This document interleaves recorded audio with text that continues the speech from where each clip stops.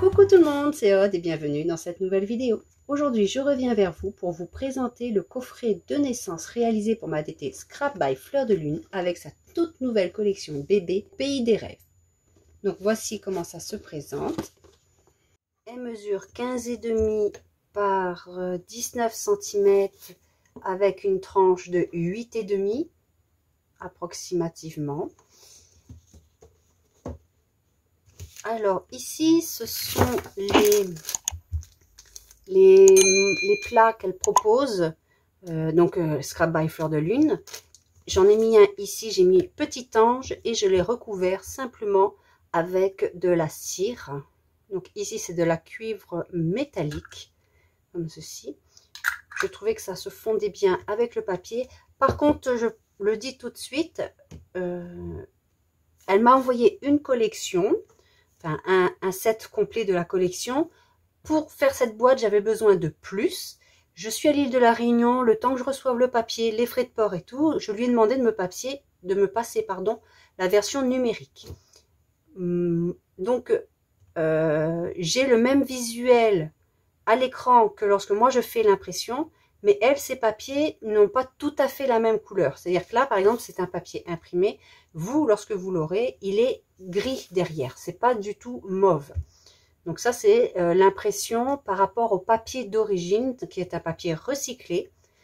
Et ça donne cet effet. C'est comme moi, la dernière fois, avec la collection 12 saisons, j'avais imprimé sur un papier aquarelle 200 grammes, je crois 250 grammes. Le rendu n'était pas du tout le même, enfin, était similaire, était un peu plus terne qu'avec du papier DCP Clairefontaine 200 grammes. Pourquoi? Parce que le papier Clairefontaine 200 grammes est bien blanc, bien lisse. L'encre ne se pose pas exactement de la même manière sur un papier lisse et un papier aquarelle, par exemple.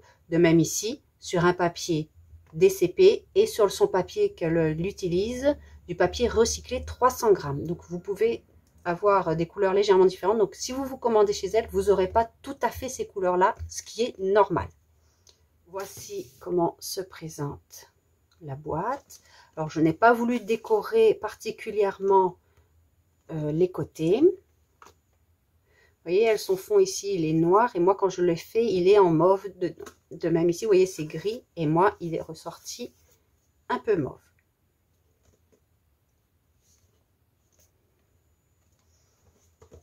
Donc, comme j'ai dit, je n'ai rien fait de particulier. J'ai juste mis une étiquette. J'ai utilisé quasiment toutes ces étiquettes. Le mot en plat ici avec de la cire et un peu de nouveau drop en glitter doré. Et rien du tout. J'aime bien quand il n'y a pas grand chose aussi à l'intérieur comme ça, enfin sur les couvertures. J'avais une petite chute de papier. J'ai utilisé pour faire un petit tag, un petit die cut et ici, comme d'habitude, le glitter drop. Donc rien au dos. On peut écrire, par exemple, si on veut l'offrir, on peut écrire une petite attention ici ou alors juste mettre un petit mot. J'aurais pu aussi le fixer, mais j'ai pas pensé. J'aimais bien le mettre ici à l'intérieur.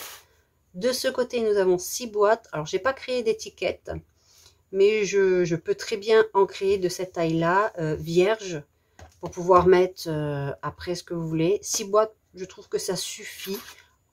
Après, j'ai fait j'ai fait un tuto vidéo gratuit pour faire une boîte de naissance avec plus de boîtes. Ici, ce sont des petites boîtes et j'ai fait mon image comme ceci qui se suit. Alors, il y a aussi une petite astuce pour les réaliser sur silhouette et une astuce aussi, bon, qui est parfois un peu fastidieuse, mais qui permet d'économiser de l'encre ou notamment quand on veut un design à un endroit bien précis sur une découpe, étant donné que je vous propose les gabarits de découpe. Donc, d'un côté, il y a les boîtes et de l'autre côté, il y a un petit coffret pour mettre le folio.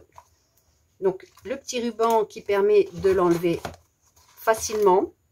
Si on met comme ceci, après, ça peut être un peu plus délicat. Là, il y a le ruban ici. Donc, mais si on ne met pas de fermeture ruban, parce que ce n'est pas obligatoire, il est préférable d'avoir ce petit ruban-là. Et si on en met deux croisés avec un nœud au-dessus, ça permet qu'il ne sort pas. Moi, j'en ai mis qu'un seul. Alors, voici comment se présente le folio. Donc, avec un de ces die cuts, tout simplement. Vous voyez, on voit bien les deux sessions. Donc comme j'ai dit, tous ces fichiers-là sont prêts. Il ne me manque plus qu'à préparer le tuto, à tout mettre en SVG. De ce côté, donc les deux côtés se ressemblent beaucoup, sauf que celui-ci est un peu plus épais parce que j'ai mis un peu plus de rabat. C'est aimanté, de même ici j'ai fait quelque chose d'aimanté. J'ai mis principalement des scènes sur les rabats comme ceci. Ici, pareil, une petite scène. On peut choisir de mettre des photos si on préfère. Alors maintenant, depuis 12 saisons, j'aime bien faire comme ceci, c'est-à-dire que comme j'ai la silhouette, je propose des fichiers avec une découpe ici de photos. Donc, je ne sais plus ici si c'est 13 par 9. Non, c'est 8 par un peu plus de 10,5. Donc, il faut rogner. Si je faisais 8 par 13, 9 par 13, pardon, là, j'aurais pratiquement plus de papier. Mais si on veut faire une photo 9 par 13, on met par-dessus et après, on ne s'occupe pas des mots, on les met après. Si on a déjà les photos. Sinon, il faut rogner un petit peu la photo. Ici, un petit accordéon. Ici aussi, donc pour l'emplacement photo, j'ai utilisé ce tampon bois. Donc je ne sais pas d'où il vient. Il m'a été offert il y a déjà quelques années. Peut-être AliExpress, je ne sais pas. Ou je ne sais pas si Action, Métropole, vous en trouvez des comme ceci. Je ne peux pas vous dire, je ne sais plus. C'est pas, on me l'a offert. Donc ici, un rabat. Ici, c'est un rabat et une pochette. Alors, ceci, c'est parce que justement, j'ai utilisé la méthode pour économiser les papiers. L'impression, c'est, par exemple, quand je découpais, alors c'est pas celui-ci, mais je découpais et j'enlevais une partie. Et quand je faisais le print and cut, c'était blanc. Donc, finalement, ben, je les ai gardés. Ça fait des emplacements photos. Bien sûr, c'est pas recto verso. Donc, la petite pochette. Ici, un rabat. Je n'ai pas mis de photo. J'ai préféré mettre de la décoration. Bien sûr, on peut mettre des photos si on le souhaite. La deuxième partie, un rabat donc plus grand ici. Encore une photo. Donc, je pense que ça venait d'ici. Les petites découpes de tout à l'heure. Voilà. Bon, c'est pas celui-ci, sauf si peut-être.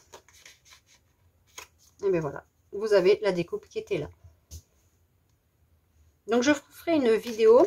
Donc à la base, c'était pas prévu pour ça. Donc il y a des écarts, hein, parce que j'avais juste enlevé grossièrement l'impression du milieu. Donc je vous montrerai, je ferai une vidéo pour vous montrer. Si ça vous intéresse, ben, dites-le en commentaire. Si vous voulez une vidéo pour économiser un peu d'encre, même si c'est un peu fastidieux à faire, mais lorsque l'on veut des découpes comme celle-ci, avec quelque chose de bien précis, un emplacement bien précis par rapport à une découpe, c'est intéressant de le faire, je trouve. Mais c'est uniquement avec des fichiers numériques. Attention, pas avec des papiers classiques, je ne peux pas le faire.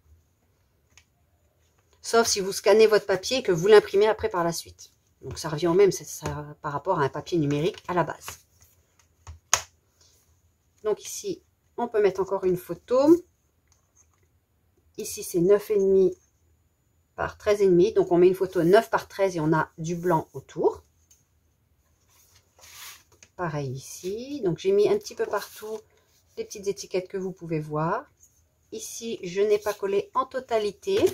Donc, on peut glisser la photo ici. Moi, j'ai mis une de ces petites étiquettes. Une photo ici, ici. Ici, pareil, ce n'est pas collé en totalité. On peut glisser la photo. L'illustration, j'ai laissé entière, mais on peut mettre une photo ici si on veut. Pareil que tout à l'heure. Étant donné que c'est là pratiquement la même chose des deux côtés, mais en effet miroir. De ce côté, j'ai l'accordéon. Et si je regarde bien, mon accordéon, il est ici. Vous voyez, ça fait quand même beaucoup de photos, hein. J'aurais pu faire un accordéon là, mais bon, c'était pas, le but n'était pas de trop multiplier non plus. Puis il fallait que je respecte la hauteur disponible dans la boîte. Ici aussi, donc, la pochette. Donc, j'ai glissé les petites étiquettes, les cartes. Voilà. Ici, j'ai fait un emplacement photo, donc je n'ai pas collé en totalité. J'adore cette petite illustration. Et ici, on peut mettre une photo si on veut. Et ici, encore une photo. Alors, ce système-là permet d'économiser du papier si on met des grandes photos. ça peut déborder, ce n'est pas gênant. Et là, il n'y a pas une surépaisseur de papier. Hop, l'étiquette. Donc, je remets tout correctement. Donc, il faut faire en fonction de la hauteur des tranches qui sont calculées pour. Vous voyez, il reste un petit peu de place pour pouvoir mettre les photos. Ah, je me suis trompée. Et vous voyez, avec la silhouette, j'ai pu choisir mon élément pour qu'il soit le mieux mis possible. Après, ce n'est pas évident parce que là, c'était quelque chose que j'avais aimanté et j'ai mon petit millimètre. Là, j'ai pas pris en compte, mais c'est pas grave. On voit quand même plus ou moins la continuité de l'image. Ce que j'aurais pas pu faire avec le silhouette et un papier qui était déjà imprimé. Pour envoyer la découpe, j'aurais pas réussi. Personnellement, j'aurais pas réussi à avoir quelque chose qui se suive plus ou moins quand même. Mais j'espère que cette petite création d'un nouveau coffret de naissance vous plaît. Là, je vais continuer de faire mes fichiers. N'hésitez vraiment pas à me dire en commentaire si vous avez aimé, si vous avez regardé jusqu'à la fin. Et si vous voulez la vidéo qui vous montre comment réaliser ceci avec, ce que je veux dire, c'est placer correctement un papier numérique dans une découpe. Je vous dis à bientôt pour une prochaine vidéo. Bye bye!